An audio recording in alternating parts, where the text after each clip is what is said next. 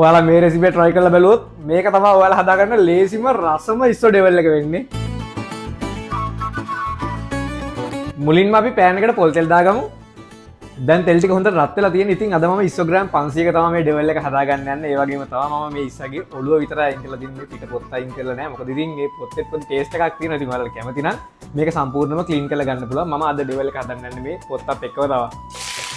දැන් ඔයාලා මේ ඉස්සෝ ටික හොඳට කලර් චේන්ජ් වෙනකන් ලිපේ ගින්දර අඩු මට්ටමේ ෆ්‍රයි කරගන්න ඕනේ. හරි දැන් ඔන්න අපේ ඉස්සෝ ටික ගානට ෆ්‍රයි වෙලා තියෙනවා. ඔයාලට පේනවනේ දැන් මේක රතු තැඹිලි පාටට ඇවිල්ලා තියෙන්නේ. මේක තමයි නියම ගාන. එනසල් කුරුදු කරාබුනටි තලාගත්ත ඉඟුරු සුදු ලුණු. ඒ වගේම රම්පේ කරපිංචා කපාගත්ත කොච්චි කරල් 3-4ක්. පොඩ්ඩක් ෆ්‍රයි කරගමු.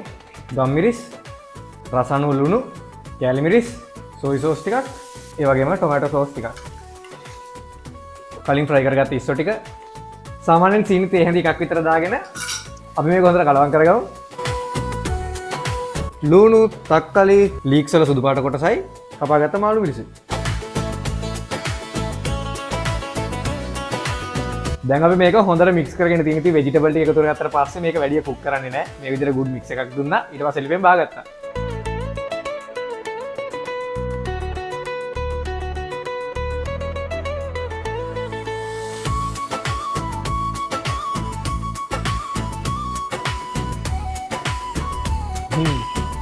මේක රස නම් මම කියලා වැඩක් නැහැ. ඔයාලා හදලම් බලන්න ඕනේ. එච්චරකට මේක රසයි.